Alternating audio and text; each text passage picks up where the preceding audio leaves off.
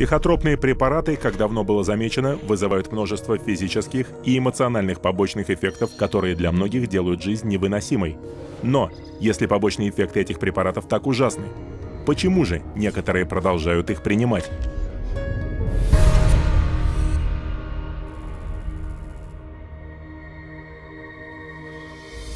Психиатры, фармкомпании и даже правительственные органы отвечают за безопасность препаратов, которые они выставляют на рынок. И хотя они поневоле признают большинство побочных эффектов психотропных препаратов, есть один, о котором они почти никогда не упоминают. Every single one of these drugs are addictive, psychologically and or physically addictive. They change your body's makeup, you change your body how it reacts to things. And so even though people, in their psychological state, they may be over their depression, they physically will need that drug still. And so that becomes the complication of getting them off. I have people come to me on a weekend, they've run out of refills, and they say to me, if I don't take this drug, I'm gonna get sick. If I don't take this drug, I'm gonna get sick. We don't talk about psychologically, we don't talk about depression, we don't talk about anxiety. I am going to get sick if I don't take this drug this weekend. It has nothing to do with psychology. Но послушайте, что некоторые психиатры сказали о зависимости, когда их спросили об этом на недавней конференции АПА. How addictive are psychiatric drugs? They aren't. Only benzodiazepines. They're not addictive at all. Antidepressants are not generally considered addictive. SSRIs are not addictive. Antipsychotics, they don't cause addiction. Major tranquilizers are all safe as far as addiction is concerned. The drugs that most of us are using in neuropsychiatry are not addictive at all. Так кто же прав? Чтобы выяснить это, нам нужно просто спросить бывших пациентов, которые сами это пережили. The psychologists and psychiatrists, I went to both. They never told me that they would be addictive. They would cause me to have these thoughts. For sure, the psychiatric drugs I was on was addicting. Within six months to 9 months, I was hooked. Boy, Xanax had a hold of me. I mean, I was going through a bottle of pills every 3 or 4 days. I lost my job over it. Over a prescription drug that's not supposed to be addictive, I lost my job. The reality is that it is addicting. It will wreck a person's life. Это расхождение во взглядах на зависимость сводится к разнице в дефинициях слов. Большинство людей думают, что зависимость — это неконтролируемая психологическая или физическая потребность в каком-то веществе. Но не психиатры. Их определение зависимости — это потребность к приему все большей и большей дозы того же препарата. А неконтролируемое желание продолжать принимать препарат определяется всего лишь как привыкание. Таким образом, психиатры не признают, что их препараты вызывают зависимость. In their definition, a very small percentage of people become addicted. The reality is a large percentage of people can't get off these drugs, and they call that dependence. It's all a matter of how they term it. And when you look at addiction, it could be that their tolerance increases and their needs and wants to use the medications increase, or it could be they simply, once they start on the medication, they're not able to come off of it without help. They try to, and as soon as they try to come off the medications, they start to have symptoms that are unwanted and obviously keep them wanting to take the medications again. When you explain to them how addictive it is, they are surprised because they're like, well, it's a prescription. So I do believe that a lot of people don't really know how harmful these meds are. They don't view them as dangerous as some of the street drugs. Но многие психотропные препараты уже стали уличными наркотиками. Особенно та разновидность, которую дают детям с диагнозом дефицита внимания или гиперактивности. Стимуляторы, такие как риталин, аддерал и концерта, формируют столь сильную зависимость, что Управление США по борьбе с наркотиками считает их препаратами списка 2, вызывающими такую же сильную зависимость и стоящими в том же списке, что морфий и кокаин.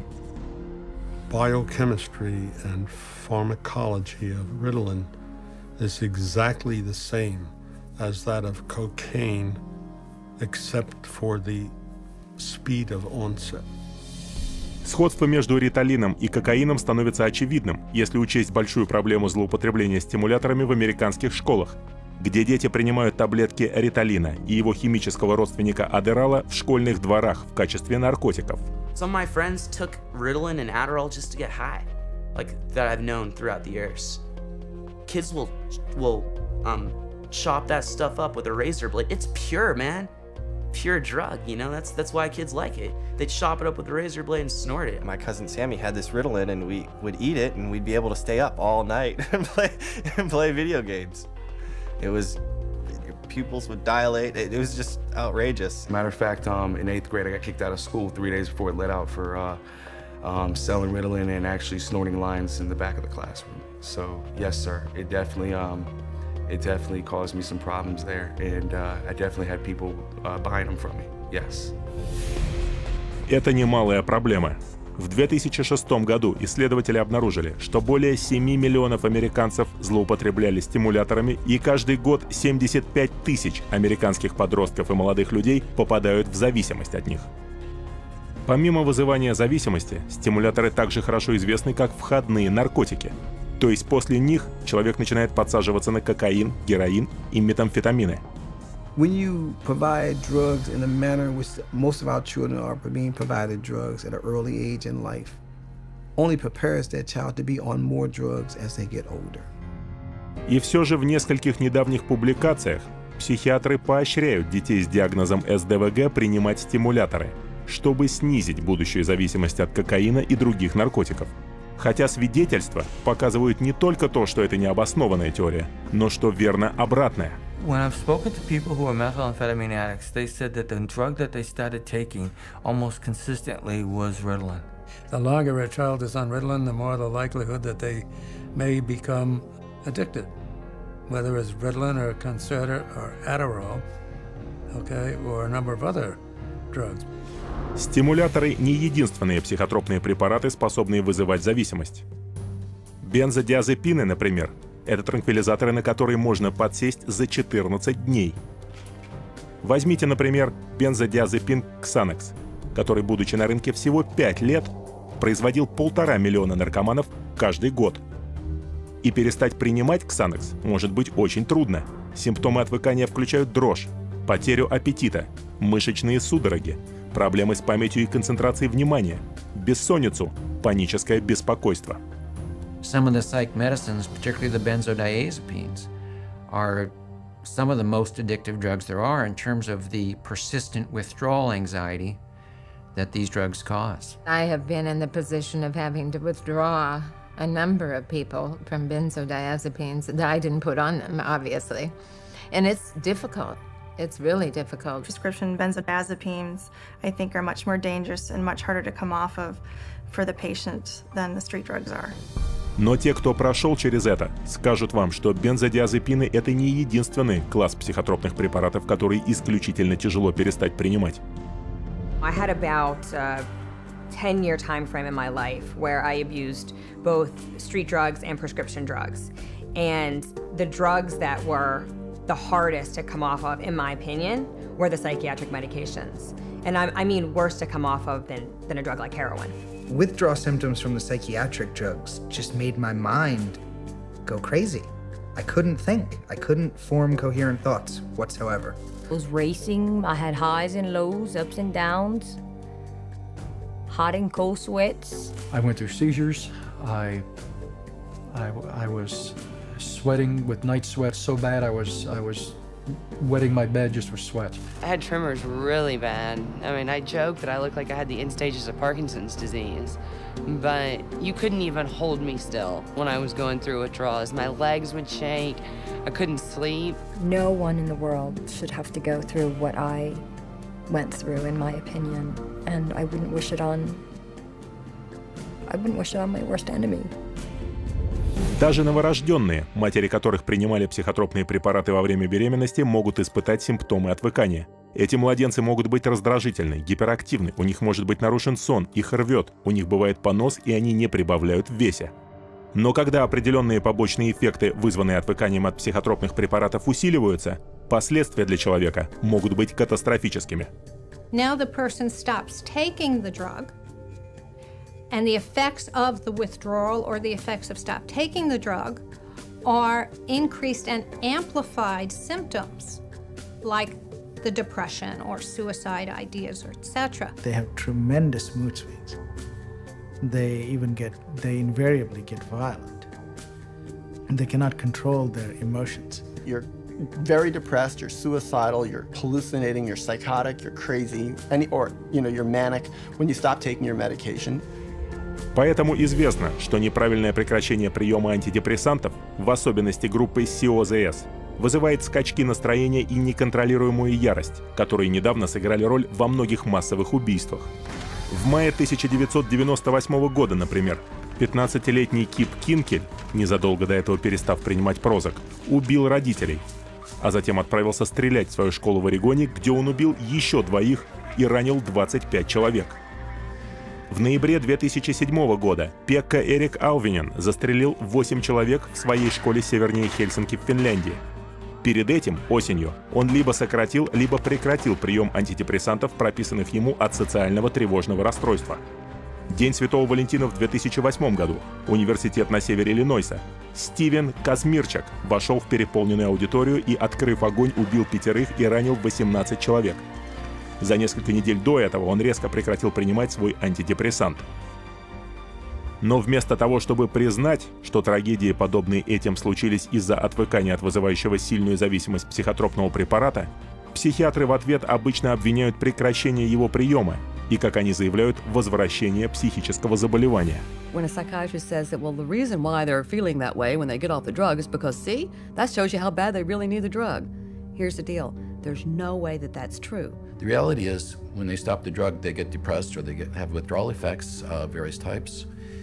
And the reason they're having those effects is because it's a withdrawal effect from the drug. All you need to do is you need to sit down and listen to anyone who's been on these medications and wants to come off them. And you listen to their story, and you listen to what they're going through, why they want to come off them. And that's it. The conversation stops. The debate ends. My name is Robin, and currently I am withdrawing from lorazepam, and I am at the 0.4 milligram dose. There we go.